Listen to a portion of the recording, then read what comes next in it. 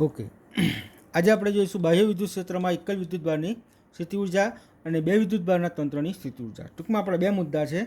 એકલો વિદ્યુતભાર હોય એની સ્થિતિ ઉર્જા બાહ્ય વિદ્યુત ક્ષેત્રમાં કેવી રીતે શોધી શકાય, અને બે વિદ્યુતભાર હોય તો એની સ્થિતિ ઉર્જા બાહ્ય વિદ્યુત ક્ષેત્રમાં કેવી રીતે શોધી શકાય. ઓકે, તો આકૃતિમાં દર્શાવ્યા મુજબ મેં તમને જે વિદ્યુત ક્ષેત્ર બતાવ્યું છે એ વિદ્યુત ક્ષેત્ર કેવું છે? બાહ્ય વિદ્યુત ક્ષેત્ર. અને આ બાહ્ય વિદ્યુત ક્ષેત્ર અન્ય વિદ્યુતભારથી ઉત્પન્ન થયેલું છે. એટલે આ જે વિદ્યુતભારનું વિદ્યુત ક્ષેત્ર છે, વિદ્યુતભાર કેવો છે? અન્ય છે, અલગ વિદ્યુતભાર છે. હવે આ વિદ્યુત ક્ષેત્રમાં હું એમ કહું છું કે એક પી બિંદુ આપેલું છે. આ કઈ બિંદુ છે? પી બિંદુ. જોજો એકવાર શાંતિથી.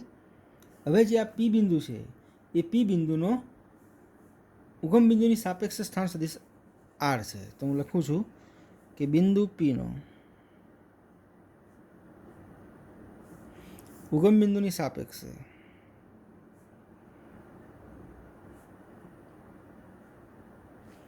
સ્થાન સદિશ શું છે? આર છે.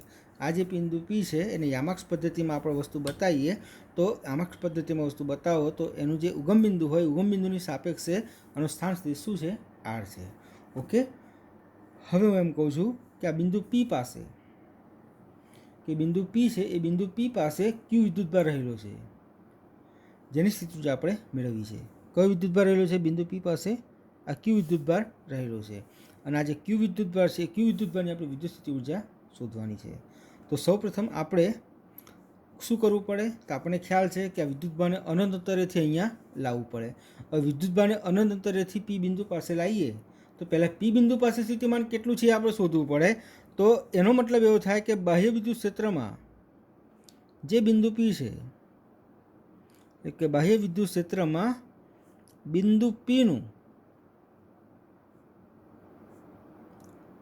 સ્થિતિમાન, બિંદુ પીનું સ્થિતિમાન કેટલું થશે? તો બિંદુ પી કયા સ્થાન સદિશ પર છે? તો આર જેટલા સ્થાન સદિશ પર. તો બિંદુ પીનું સ્થિતિમાન વી આર થશે. Okay, ready. હવે મુદ્દો લેવાનો કે હવે જે આ ક્યુ વિદ્યુતભાર છે એ અનંત અંતરે હોય અને અનંત અંતરેથી અહીં સુધી લાવો તો કેટલું કાર્ય કરવું પડે એ આપણે કાર્ય શોધી નાખીએ તો વાત પૂરી થઈ જાય. તો કહેવાનું અનંત અંતરેથી સ્મોલ ક્યુને પી બિંદુએ લાવવા માટે કરવું પડતું કાર્ય. તો એ કાર્ય ડબલ્યુ બરાબર શું થાય? તો કોને લાવો છો? ક્યુ વિદ્યુતભારને. સ્થિતિમાન કેટલું છે? પી બિંદુએ વી આર છે. 110% આ જે કાર્ય છે એ કાર્યને આપણે શું કહીશું? ઉર્જા કહીશું. તો યુ ઇઝ ઇક્વલ ટુ મળે ક્યુ વી આર મળે. ટૂંકમાં કહી શકાય કે એકલ વિદ્યુતભાર માટે આ કંઈ નવું નથી. આવું નવું સૂત્ર તો આપણે લખતા હતા, u is equal to q into v લખતા હતા. ઓકે, તો આ મુદ્દો આપણો પૂરો થયો કે એકલ વિદ્યુતભાર માટે બાહ્ય વિદ્યુત ક્ષેત્રમાં સ્થિતિ ઉર્જાનું સૂત્ર. Okay, ready. તો આમાં કોઈ એવું ગુચરામણ થાય એવું નથી. મેં સીધી વાત કરી કે બાહ્ય વિદ્યુત ક્ષેત્રનો વિદ્યુતભાર કંઈક અલગ હશે અને એ વિદ્યુત ક્ષેત્રમાં પી બિંદુ લીધું જેનું સ્થાન સદિશ ઉગમ બિંદુની સાપેક્ષે આર છે. હવે એના પાસે ક્યુ વિદ્યુતભાર રહેલો છે.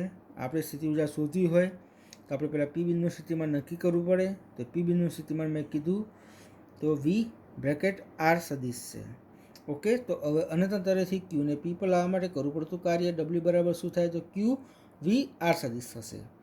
જે ડબલ્યુને આપણે યુ કહી શકીએ, યુ બરાબર શું લખાય? ક્યુ વી આર લખાશે. ઓકે, તો આ જે આપણો પહેલો પોઈન્ટ હતો એકલ વિદ્યુતભારની સ્થિતિ ઉર્જા, એ મુદ્દો આપણો શું થાય? પૂરો થાય.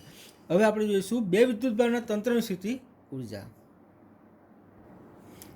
ઓકે, અહીં પણ આપણા પાસે બાહ્ય વિદ્યુત ક્ષેત્ર છે કે જે અલગ વિદ્યુતભારનું છે અને આ બાહ્ય વિદ્યુત ક્ષેત્રમાં બે બિંદુ પાડે છે. એક બિંદુ 1 છે અને બિંદુ 2 છે. એક પાસે Q1 વિદ્યુતભાર છે, બે પાસે Q2 વિદ્યુતભાર છે. આપણે એના તંત્રની સ્થિતિ ઉર્જા શોધવાની છે, પણ શેમાં? બાહ્ય વિદ્યુત ક્ષેત્રમાં. ઓકે, તો સ્ટેપ બાય સ્ટેપ આપણે મુદ્દો લઈશું. આપણે પહેલાં વાત કરીશું કે એક પાસે સ્થિતિમાન કેટલું હશે? તો એક પાસે સ્થિતિમાન, તો સમજજો એકવાર શાંતિથી. એક પાસે સ્થિતિમાન કેટલું હશે? તો એક જે બિંદુ છે એનો સ્થાન સદિશ જો આપણે R1 ગણીએ, કયો સ્થાન સદિશ ગણશું? R1. તો એક પાસે સ્થિતિમાન શું થશે? વી R1 લખાશે. ઓકે, હવે આપણે શું કરશું? તો આ Q1 છે એને પહેલાં ક્યાં લેવાનો? અનંત અંતરે. તો Q1ને અનંત અંતરેથી એક પાસે લાવવા માટે કરવું પડતું કાર્ય. તો આપણે Q1 વિદ્યુતભાર આવી જશે.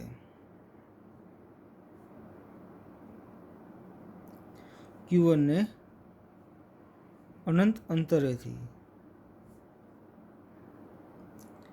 એક પાસે લાવતા કરવું પડતું કાર્ય. તો કાર્ય W1 બરાબર થશે, કોને લાવો છો? Q1 ને. ક્યાં લાવો છો? એક પાસે. Q1 V શું થશે? R1.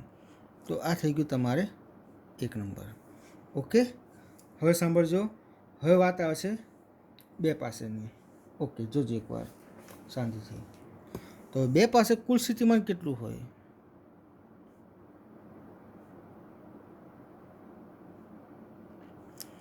તો જે મેં એક પાસે સ્થિતિમાન લખ્યું VR1, એમ આ તો એક આવશે જ.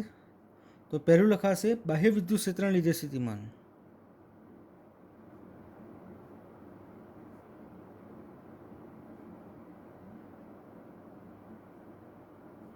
વત્તા, હવે 1 નંબર આવી ગયો છે, આ ધારો કે દૂર છે, અનંત અંતરે છે. હવે 1 નંબર આવી ગયો છે એટલે આનું સ્થિતિમાન એક તો બાહ્ય વિદ્યુત ક્ષેત્રને લીધે હશે, શું હશે? VR2. અને બીજું કોને લીધે હશે? તો 1 નંબરના લીધે હશે. તો લખવાનું Q1 ને લીધે સ્થિતિમાન.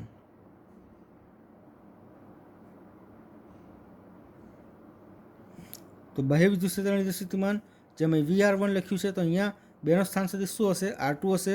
એટલે શું લખાશે? VR2 વત્તા Q1 ને લીધે સ્થિતિમાન શું હશે? તો 1/4πε0 Q1 અપોન ડિસ્ટન્સ કેટલું થાય? 1 થી 2 એટલે શું લખાશે? R12. ટૂંકમાં કહી શકાય કે 2 નંબર પાસે કુલ સ્થિતિમાન આવું લખી શકાય. Okay, ready. હવે જોજો એકવાર શાંતિથી. એનો મતલબ એવો થયો કે હવે 2 ને એટલે Q2 ને 2 પાસે લાવતા કરવું પડતું કાર્ય. તો W2 is equal two Q2 અને આ V2 લખાશે. ઓકે, જોજો. અમે Q2 ના Q2 લખ્યા છે, આ VR2 વત્તા 1/4πε0 Q1 R12. ઓકે, હવે જરીક આની સાથે ગુણી નાખું છું તો Q2 VR2 વત્તા Q2 અહીં ગુણાશે એટલે 1/4πε0 Q1 Q2 અપોન શું થશે? R12. તો આ શું થયું? W2 થયું. અને આપી દો આપણે 2 નંબર આપી દો. શું કર્યું તો સમજો એકવાર શાંતિથી. આ Q2 વિદ્યુતભાર આવી ગયો. હવે મારે થયું કેવું કે 1 અને 2 પાસે Q1 Q2 હતા. મારે આની સ્થિતિ ઊર્જા શોધવાની હતી. એટલે Q1 Q2 બંનેને હું ક્યાં લઈ ગયો? દૂર લઈ ગયો. પહેલાં હું કોને લઈશ? Q1 ને. તો એક પાસે સ્થિતિમાન કેટલું હશે વિદ્યુત ક્ષેત્રને લીધે? VR1. તો Q1 ને એક પાસે લાવતું કેટલું કાર્ય કરવું પડે? આટલું કરવું પડે. હવે Q1 આવી ગયું, થઈ ગયું. ઓકે, Q2 નથી આવ્યો. હવે Q2 ને મારે અહીં લાવવું હોય તો આ 2 નંબર પાસે કુલ સ્થિતિમાન શોધવું પડે. તો 2 પાસે વિદ્યુત ક્ષેત્રને લીધે સ્થિતિમાન હશે VR2 અને એકના લીધે પણ વિદ્યુત સ્થિતિમાન હશે 1/4πε0 Q1 upon R12. Okay, ready. તો કુલ સ્થિતિમાન કેટલું થયું? તો VR2 પ્લસ 1/4πε0 Q1 અપોન શું થશે? R12. હવે હું Q2 ને અનંત અંતરેથી 2 પર લાવું તો કુલ કાર્ય કેટલું કરવું પડે? તો Q2 ઇન્ટુ શું થશે? 2 પાસે સ્થિતિમાન V2. તો આ થઈ ગયું W2. ઓકે, હવે આખા તંત્રનું કુલ કાર્ય Q1 ને Q2 ને લાયા, એનું કુલ કાર્ય W બરાબર શું લખાય? W1 plus W2. તો લખી શકાય કે W is equal two W1 plus W2. બોલો W1 કેટલા છે? તો Q1 V R1 પછી થશે Q2 V R2 વત્તા 1/4πε0 Q1 Q2 છેદમાં શું થશે? R12. બહુ સિમ્પલ વસ્તુ છે. આ સૂત્રને ખાસ યાદ રાખવાનું. આ સૂત્ર કેવી રીતે બન્યું છે હું તમને બતાવી દઉં. તમને કોઈ એમ કે આ Q1 વિદ્યુતભાર છે અને Q2 વિદ્યુતભાર છે, સમજો એકવાર શાંતિથી. આ બાહ્ય વિદ્યુત ક્ષેત્રમાં છે. આનું સૂત્ર કેવી રીતે બનાવાય? તો લખવાનું W બરાબર ઓકે, શું લખાશે? તો આના લીધે ઉર્જા Q1ની પોતાની, Q2ની પોતાની, એ Q1 V R1, Q2ની પોતાની, Q2 V R2. હવે શું કરવાનું? આ 2 છે ને એટલે તંત્ર બનાવી દેવાનું Q1 Q2 વાળું સમીકરણ. એટલે 1/4πε0 Q1 Q2 અપોન શું થશે?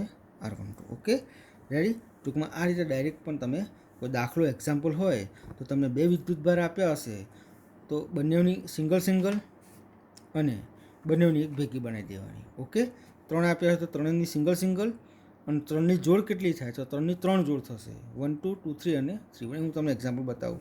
ઓકે, જોઈ લેજો એકવાર. ટૂંકમાં આ આપણું કુલ કાર્ય થયું. હવે આ જે કાર્ય છે કાર્યને શું કહેવાય?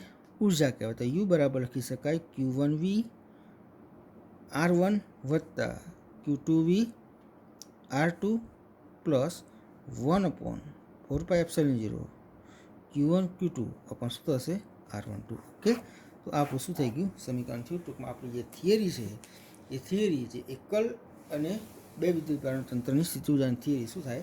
પૂર્ણ થાય. Okay, ready. હવે હું તમને એક મુદ્દો બીજો બતાવું જાણકારી માટે. તો જોજો, હું 3 વિદ્યુતભાર લખીશ. કેટલા લખીશ? 3 વિદ્યુતભાર. જોજો એકવાર શાંતિથી કે આ બાહ્ય વિદ્યુત ક્ષેત્ર છે.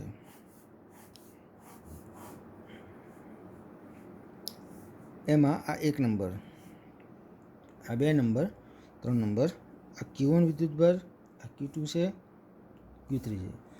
હવે એવું કહે છે આ 3 વિદ્યુતભારના તંત્રની સ્થિતિ ઉર્જા આ રીતે બાહ્ય વિદ્યુત ક્ષેત્રમાં શોધવાની. તો યુ બરાબર, ચલો આની સિંગલ શું લખાશે?